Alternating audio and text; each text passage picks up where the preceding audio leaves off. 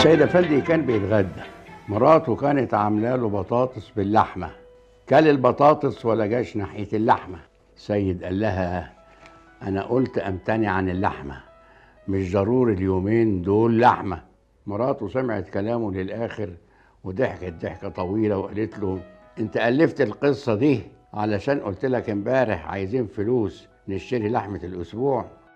سيد قال لها: انا ما الفتش قصص ولا حاجه، انا مش عارف اقنعك بايه ان اللحمه مضره، خصوصا للي